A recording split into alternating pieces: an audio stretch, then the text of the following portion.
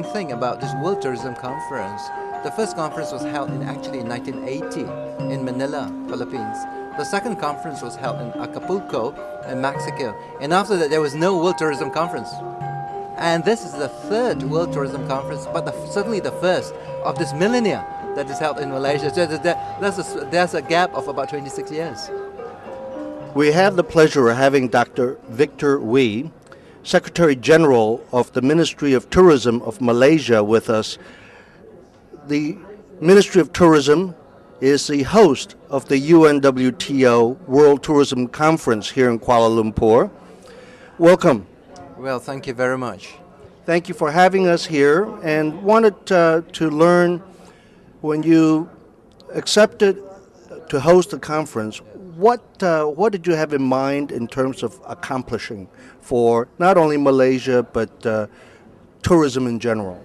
Well, we think that having a conference such as this is a good way in order to bring the tourism players together, especially if we can bring in experts talking on a topic like success stories. It is possible for people to share their experiences so that whoever participates in the conference can also learn. The theme, as you say, is about success, about celebrating success stories of tourism.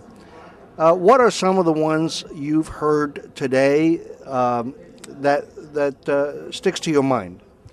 Well, certainly one was, of course, Malaysia's own presentation, because I think we have been fairly successful in growing our tourism industry, especially if you see that during the 1990s, from 1990 to 1998, the trend for tourism growth was really a horizontal line. And it was range bound. It fell within 5.5 million to 7.5 million arrivals for about 8 years, despite having 2 Visit Malaysia years. But at that time, in 1997-98, we had a crisis, and we saw the contraction of major economic sectors. So the Malaysian government decided, to use tourism as a vehicle, as a strategy, to bring about the turning around of the Malaysian economy, and identifying tourism as a new growth sector. And because of that, giving the tourism sector more resources and a much more concerted effort to grow the sector.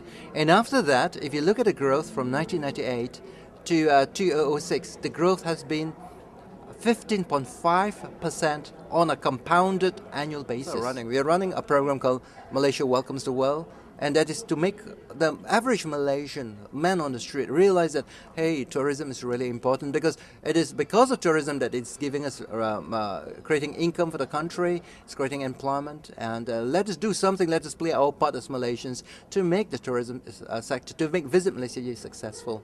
We are here with Mr. Masala, Executive Director and CEO of South Africa Tourism.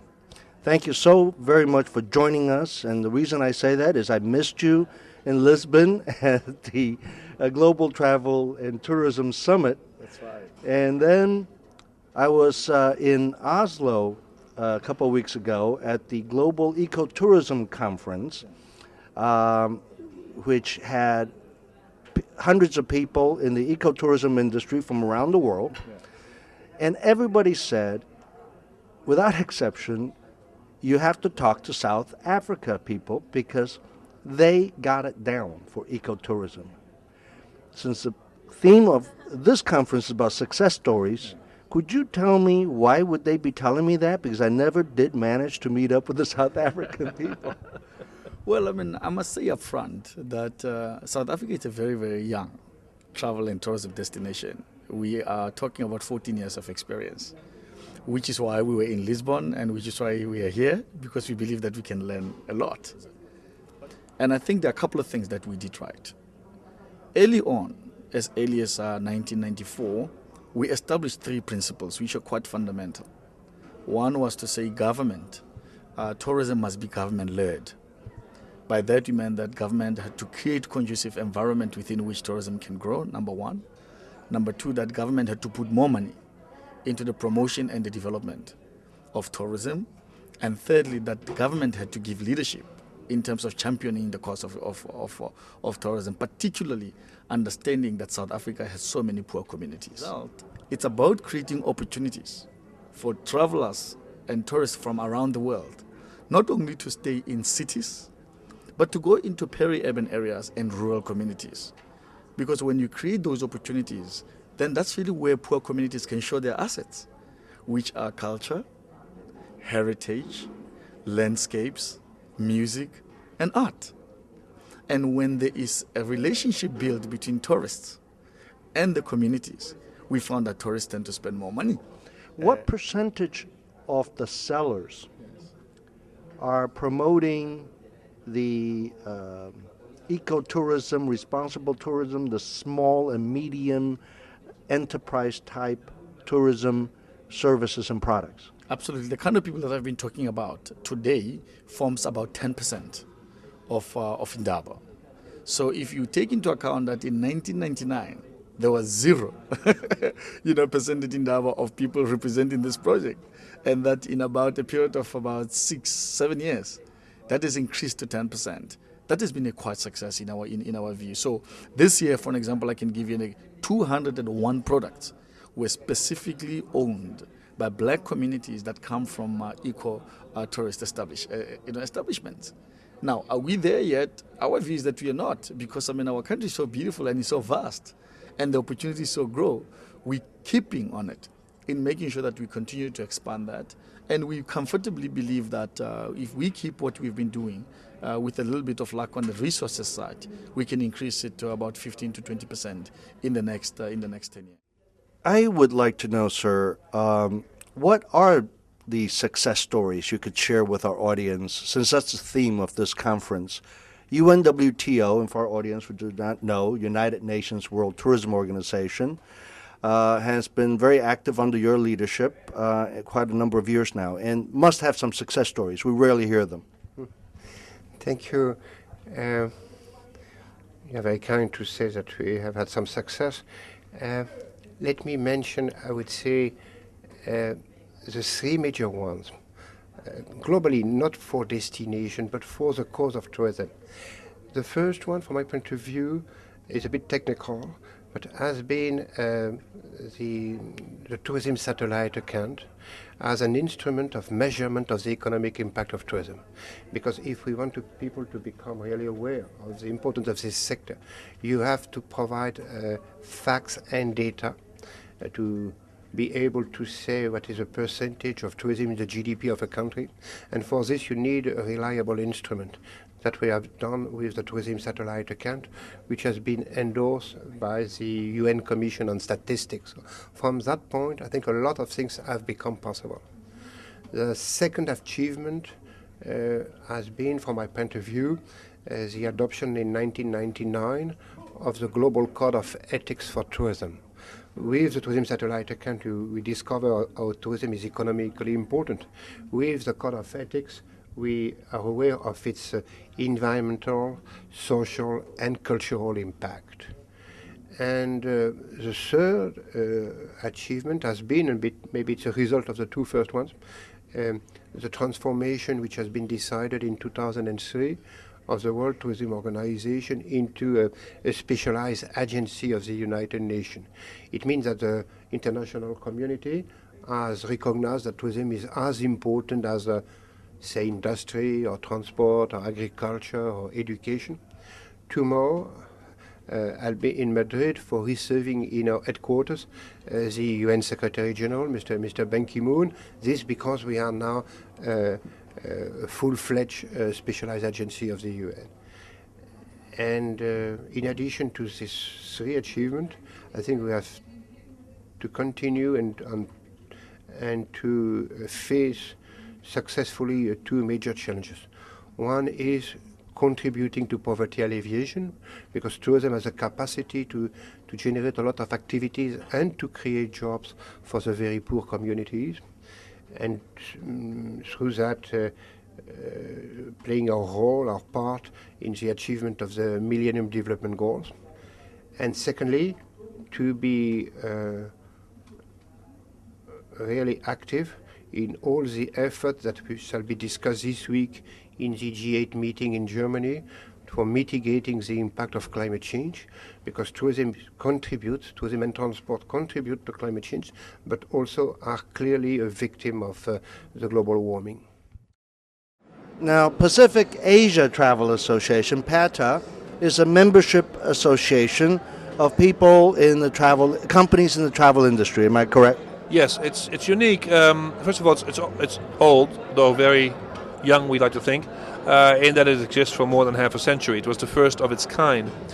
What distinguishes it from other travel trade associations is that it has the public and private sectors as equal partners, based on the belief that you really can't develop tourism efficiently if you don't get the regulators and the operators to talk to each other.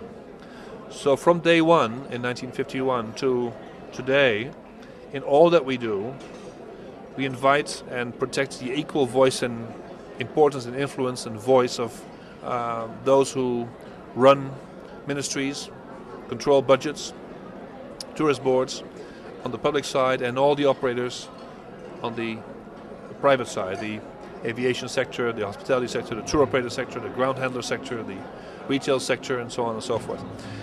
And thus, we've built a partnership throughout the region, and it's a very big region, that helps us formulate good plans to be tactical and strategic when we have to be. And it's based on the assumption also that we had to, and we have, and continue to, build the brand Asia Pacific. And so, in other words, the industry first has to be collegial before it can be competitive. First, we have to get our product understood and out there, and then we'll compete for our market share. But let's work together in getting the product understood and marketed to the wider audiences. One thing in this life and in any industry we can count on is change. Since the turn of the century, what kind of changes has PATA had to deal with? Of course, we know about all the challenges from SARS to tsunamis and economic challenges, but how did that affect SARS, the internet coming in, the membership, and as an association, it has changed too, and that doesn't always happen quickly enough to everybody's satisfaction, I suppose. Well, I think that's an important question and not so easy to answer. But if I were to cite a couple of trends, one thing has happened in the 50 years that PATA has been active. We were initially a marketing support organization for destinations and the beginning operators of our industry, because people didn't know Asia Pacific. We were, travel happened as an elite sort of game between North Atlantic partners. So there was a whole marketing campaign needed to get people to understand where we were located, who we were, what we were about, that we didn't live in trees, and you could actually safely travel to and with us and enjoy an absolutely stunning, phenomenally stunning flora and fauna in this part of the world, for instance. Now that we've conveyed that message and the world has discovered Asia Pacific, and we've come into our own also, of course, in this multipolar world in a political sense, because people now understand that this is the Asian century and this is where most global decisions will have to be made in the coming 100 years. Now the issue is also to deal with the adversity of that, and you cited some of these issues like avian flu or SARS and tsunamis. So increasingly our role as a trade association has shifted from the marketing support to what we call advocacy or reputation management, to making sure that those long-haul markets that we so wish to stay connected with in Europe and North America, for instance, get a single voice message on what happened during the tsunami and where you can and where you cannot go, or how serious SARS is and what it really means for the traveler, and again where you can and cannot go, and what we're doing to remedy the situations. And we've learned, of course, over these last 5 years that I've been the president of PATA, because from the day I started we had just a whole series of these crises, to deal with crisis very effectively and to rebound from it very respectfully, to be open and honest about information on it, to be resilient about it. So I dare say that because of the last 5 years adversity, the Bali bombs, all those other things we've mentioned, we've learned to be quick on our feet, quick to respond, to be collegial and loyal as a region to help one another, and to respond with agility to emerging situations. I think being such a new world and such a young world, we have a huge advantage in so far as responding to those new phenomena are concerned. But also we have a huge advantage as a new young region to adopt new technology and new opportunities without any, historical baggage, so to speak. I think we've become real early adopters of all the things that have happened in our industry in recent years, particularly the last 10 years, with regard to the internet and distribution systems. So I think we're poised for growth, but also poised for change. And the other thing we must remember, and this is a good thing, that still today 70+% of our business is intra-regional. So much as we like the long-haul markets in Europe and North America to visit us in greater numbers, our reliance on them for our life sustenance isn't as great as it was 40, 50 years ago, which is a great thing. So if we hadn't had that intra-regional interdependence, the consequences of SARS would have been far more devastating, because the long-haul markets were the first to stay home, for reasons which we understand, but the regional markets understood through the proximity, understanding our geography, that the problem was local and not universal, and the recovery was fast and not retarded, and so on and so forth. So intra-regional loyalty, if you will, solidarity perhaps, is very, very important to our future as well.